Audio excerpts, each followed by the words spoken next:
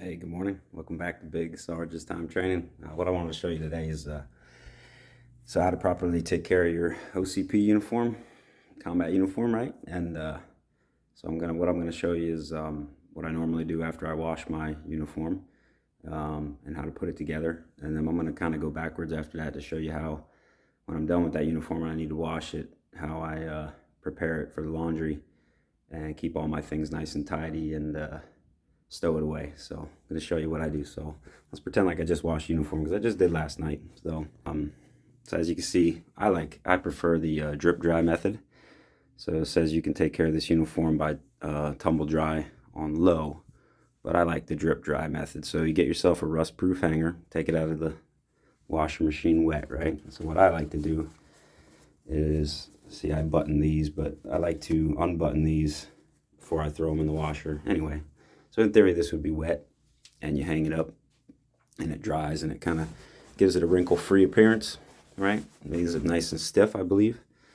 And then I put my pants on the hanger, the trousers, just like this. So I fold them just like you would have a natural crease, maybe like you see it in a department store, right? So next thing, so imagine I'm going to get this ready for the day. I'm going to take it over here and show you how to do that, okay? How I do it. It's one of the ways, right? So I like to lay it down on my bed. You got yourself a nice bed here. First task of the day, I always make my bed when I wake up. 04. I hit the ground. The devil's like, oh no, he's awake, and I go to the gym, right? So if you see, I'm gonna shave here in a minute, get ready for work. But so let's pretend like we're putting this uniform together. So what I like to do is lay it out nice and flat, right? So you got yourself a uniform. So what we do is, on your right hand side, this might kind of look backwards to you, but as one, right, would be the American flag's going to go on the right side with your, if you've been deployed or former wartime service, and on the left side goes your unit. So it's pretty easy. I'm going to do this with one hand and try to film it and show you. So all right, so that's my unit patch. So what you do when you do this is you center it on the pocket. Some people like to put it down here in case they had some sort of other thing to put up there, some patch, but you can't go wrong by centering it, okay? You can eyeball it, dartboard it, you can measure it if you want, but it should basically be centered, right? So you push it flat, maybe rub it a little bit, make sure your fingers are clean so you don't put smudges on it. So it should look nice and flat, right? Just like that. Looks pretty good. If it looks off, let me know. Good battle buddy will correct you. I mean, you can always use your thumb or your finger, sorry. Get yourself a little digit. Looks pretty even to me, okay? Hopefully a good battle buddy will correct me if it's not, right? So on this side, which will be your right arm, the first thing I always like to do is take my wartime service patch, right? And I put it flush to the bottom. This is a big patch, big old Dorito they call it, from the 1st Armored Division. So I put it on there, get it nice and placed at the bottom, leave myself some room for the flag, okay? So the American flag, you would take this and center that up here at the top. Some people say that that looks like it's backwards, okay? But it's not. That's how we wear it. Because at a time of war, the flag's always charging forward. So there you go on your right-hand side, okay? And it should be centered. Might look a little off from here, but that's a big patch, so I have to put it at the bottom so it fits on there. So as you can see, I have a little bit of threads hanging off the flag. So we used to call these Irish pendants back in the day. I don't know what they call them now. I don't even know if that's appropriate, but quick fix for that is some toenail clippers, which I will take to it after this, okay? So that brings up another good topic. So after you've washed your uniform, you want to give it a once over and see if any other threads came loose, because you'll be taking those off with either toenail clippers or a lighter. Some people like to use a lighter. So once I put the patches back on it, so some of you that don't have it sewed on yet will have to put these on. So always remember that the U.S. Army tape goes above your heart, right? If you have a recruiter badge, doubt you will, but you'd put it over here, right? Some other badges might go over here. Some of your skill badges or war badges might go up top of there. And your name always goes on the right-hand side, okay? And then your rank, center mass. Too easy, right? All right. Then I would put my, next I put my pens in here. So I like using these old school pens because the regulation states that your pens should not be visible in uniform. So I like to put them in there just like that, right? Now, as you can see, I kind of had all my stuff here in my patrol cap, to include my identification tags, which people call dog tags. So that's how you get the top ready, right? The blouse. The pants, too easy. All I do is make sure when I put them on that all the buttons are buttoned. I'm not going to show you that part, but what I will show you is how I get these ready for the washer machine now. Okay, so you might want to pay attention to this because it's a good tip, right? So the first thing I do for the day, it's been a long day, right? So let's imagine coming home, you take it off. So you would unzip it, obviously, right? So after it's off, I'll take my patches off. So I start on the right-hand side, take the unit patch off, take these pens out. You don't want to make a mistake of washing them. And I start placing all that stuff right back in my patrol cap. Too easy, right? And I'll tell you the method of my madness here in a minute. So take your flag off, take the unit patch off. And what I do is I place these Velcro to Velcro. So that way no Velcro kind of messes up and rips and causes any additional threads to be pulled out of that.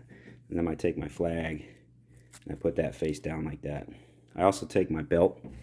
Once I've taken it out of my trousers, I go like this, put it in my patrol cap, and I go and I put it over on the desk somewhere, out of the way, so that everything's put together and I don't have to worry about losing anything. If you got kids, you don't got to worry about them grabbing your stuff and playing with it. Another good tip is you can fold your hat up like that and hide that stuff in there so they don't grab it, or keep it all self-contained. If you travel, which I'm going to show you here in a minute, you put it like that, put it in your duffel bag, and you're ready to rock and roll. Okay, but let me show you how you prepare these uniforms for the wash. What I like to do is turn them inside out. Okay, so I make sure the Velcro zippers up on it, Velcro's up, and then I turn them inside out. So I'm going to go ahead and show you what I do here in a minute. Okay, take it, reach it in. Right, I like to unbutton the sleeve when I prepare it for the wash. Pull it inside out. It's pretty simple. I'll show you in a second. Just deal with me. I know you don't have the visual. It's pretty easy. And I'll explain to you why we do this here in a minute, okay? So, I'm gonna take this. Bang, bang. Once you got it inside out, shake it. Alright. And then you put it exactly inside it was on your body. And the method to that madness is when you wash it, it gets kind of the body odor out of the inside. And some of you might be saying there might be some dirt on the outside. It'll still clean itself. The other reason I do it inside out is because it preserves the life of the Velcro. So things don't get caught on it like other laundry items you have. So I recommend turning it inside out. And then when you hang it up to drip dry or dry it, maybe still keep it inside out if you dry it, but if you drip dry it, put it back the right side so your collar doesn't look weird.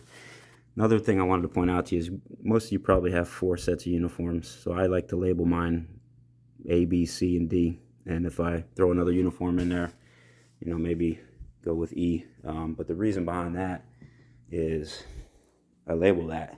So if I ever wash more than one set of uniform at a time, my trousers, label it right there, they kind of fade evenly.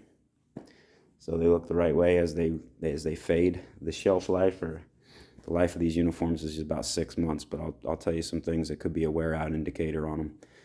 If the Velcro starts not to stick anymore, you probably need a new uniform. If you go to your cuffs, your sleeves, and this button doesn't fit in this hole anymore, and it pops off while you're wearing it, and your sleeves all loose, it's probably a wear out indicator. So used to be the life of these uniforms was 6 months. Now it's I don't think it's determined, but that's a good rule of thumb. I would tell you every 6 months. Even if you still think it looks good, throw on another one. Just remember who you're representing when you wear this uniform. You want to look good in it. You don't want it to be faded or unserviceable. If it definitely has holes in it, it's time to just change it out. But that's pretty much it. So the same thing with the pants. I would turn those inside out before I washed them. Now, to wear this uniform, it's wash and wear. You're supposed to pull it out of the dryer and throw it on, or off the hanger and throw it on. You're not authorized to dry clean it or steam press it. You might see some people doing that. They are wrong. If they got a problem with me saying that, I'm pretty easy to find. They can come talk to me. But in the DA-PAM, it says no dry cleaning and no steam authorized. You can roll press it with an iron. However, if you have an iron, you probably produce some sort of steam, right? And the steam will hurt the fabric, does some things to it that doesn't make it effective. So always listen to the reg, all right? Last thing I'm gonna show you is the boots. So what I do is with my boots, nothing special, but every time I take them off, I have these little blousing things, these elastic things, they go right back in there. My load plan, I like to put everything right where it is, just like we used to do in Iraq. So if something happens and you can't see or you're in a hurry, you know exactly where it's at, right? So I'll put that in there. So I'm going to be traveling today. So I'm going to put this in a bag. Not going to tell you where or how long or anything like that, but you know, when I pack this in a duffel bag, I'll fold it up nicely. A good way to do that is fold your sleeves across. Imagine this thing was right side out again. You know, you fold it up nice.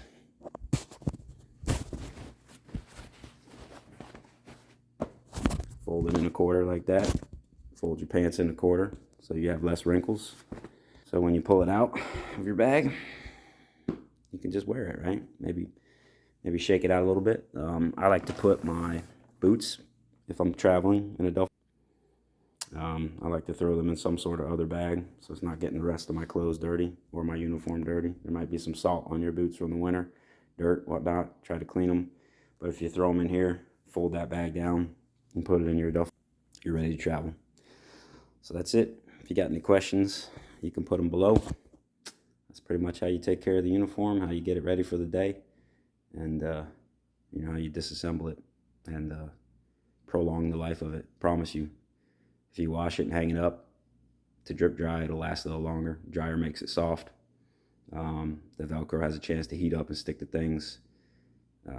Go with the drip dry method. Just make sure if you do the drip dry, you give yourself like 8 hours or more for that thing to dry, because you don't want to throw on a cold, damp uniform in the morning, right?